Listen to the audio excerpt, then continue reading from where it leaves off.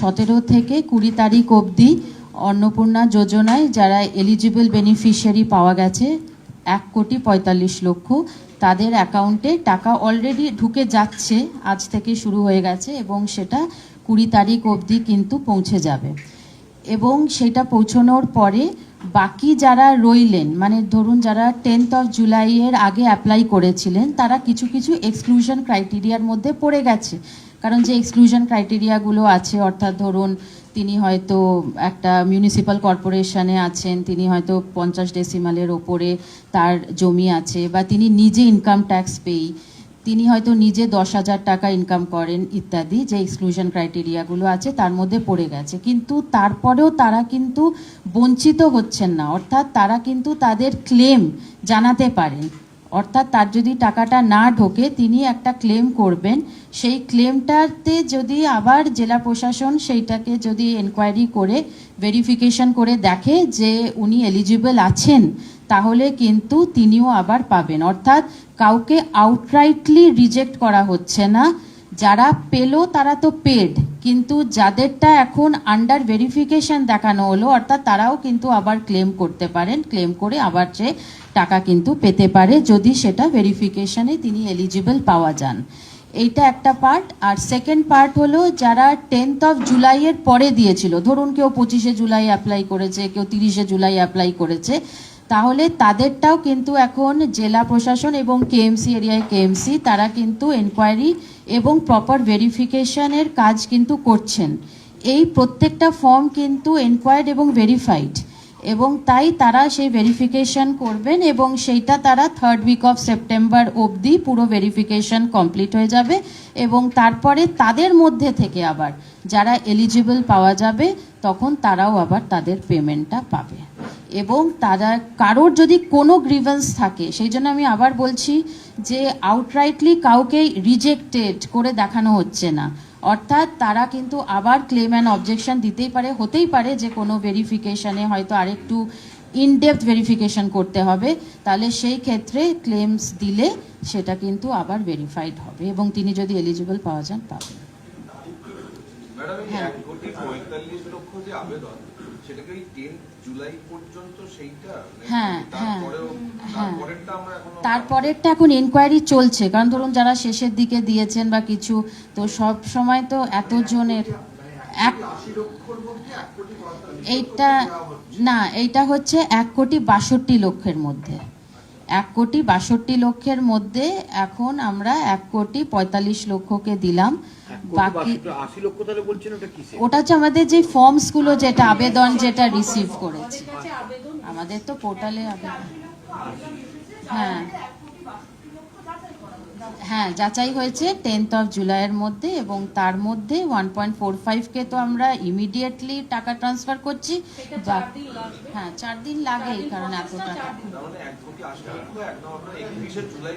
যতজন অ্যাপ্লাই করেছে ততজন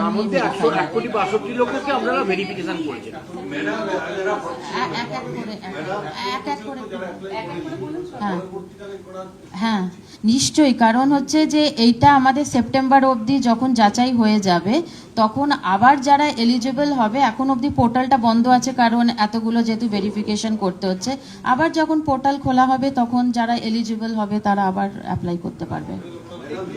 নিশ্চয়ই তো খুলবেই। হ্যাঁ হ্যাঁ, যাদের যাদের পাচ্ছেন না, মানে যাদেরটা আমরা এখন হেল্ড আপ করে রেখেছি, তাদের কিন্তু একটা রিবেনে কিন্তু তাদের একটা কারণটা জানিয়ে দেওয়া হবে।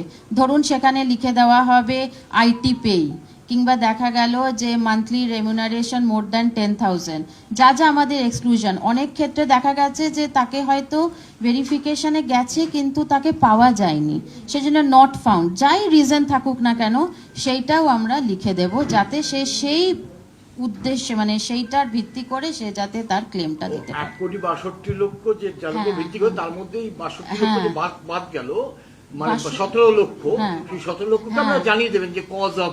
হ্যাঁ বাদ গেল না, আবার বলছি যে যাদেরকে আমরা অ্যাপ্রুভাল দিলাম না ফর ভেরিয়াস রিজন, সেই রিজনটা আমরা দিয়ে দেব, আর সেটার আমরা আরেকবার ভেরিফিকেশন করে। ক্লেম করতে গেলে কোথায় করবে? ক্লেম করতে হ্যাঁ, আমাদের যে সোশ্যাল রেজিস্ট্রি পোর্টাল আছে সেইটা আমরা ওটা বন্ধ উইদিন আছে। হ্যাঁ ওটা না ওইটা মানে নতুন ক্লেম নেওয়ার জন্য বন্ধ আছে, কিন্তু ক্লেমস অ্যান্ড অবজেকশনের জন্য পোর্টালটা আমরা দুদিনের ভেতরে রেডি করে দিচ্ছি সোশ্যাল রেজিস্ট্রি, সেইখানে ওরা তাদের ক্লেমটা দিতে পারবে। তার একটাই কারণ, ধরুন আজকে যে পেলো আবার কালকেও কিন্তু কিছু টাকা ঢুকবে, অর্থাৎ এই প্রক্রিয়াটা 3 থেকে 4 দিন চলবে।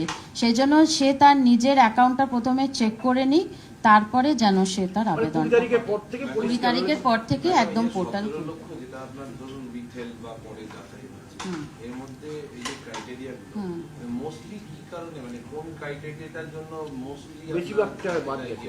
হ্যাঁ, বেশিরভাগটা অ্যাকচুয়ালি আধার রিলেটেড সমস্যা আছে, অর্থাৎ আধার আর নেমে মিসম্যাচ আছে। আর আপনি জানেন যে এটা ব্যাংক অ্যাকাউন্টে পেমেন্ট হয় উইচ ইজ আধার লিঙ্কড, সেই জন্য যদি আধারে নাম যদি মিসম্যাচ থাকে তখন কিন্তু সেটা পেমেন্ট হবে না, এবং সেইটাই হচ্ছে সব থেকে বড় কারণ।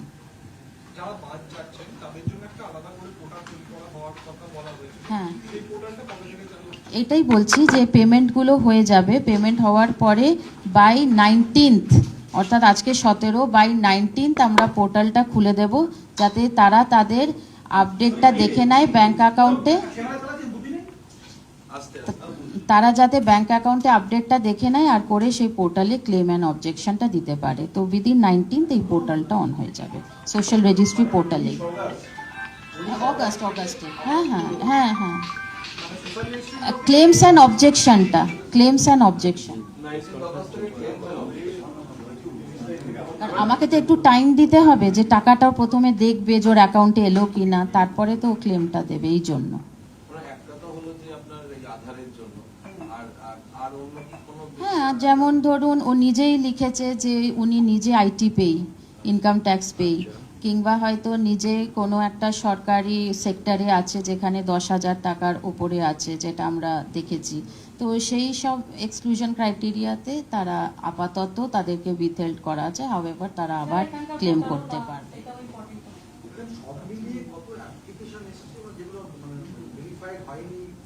ওইটাই বললাম যে টোটাল আমাদের আপাতত প্রায় 1.80 মতন আছে, তো 1.62 মতন তো পুরোটাই ছিল আমরা ভেরিফাই করেছি, তার মধ্যে 1.40 1.45 যাচ্ছে, বাকিটা আবার যদি ক্লেম দেয় তখন আবার ভেরিফিকেশন হবে, ভেরিফিকেশন চলতে থাকবে। এই আধারের সঙ্গে মিসম্যাচ এর সংখ্যাটা কতটা বলা যাবে? মোটামুটি প্রায় 10 লাখের মতন। 10 লাখ। হ্যাঁ, একটা বিষয় নিয়ে বিভ্রান্তি ছড়াচ্ছে যে 3টে ঘরের যে বিষয়টা, সেটা নিয়ে বিভ্রান্তি ছড়াচ্ছে যে কোন কোন এলাকার মানুষ পাবে বা 3টে ঘর থাকলে কোন কোন এলাকার মানুষ পাবে না।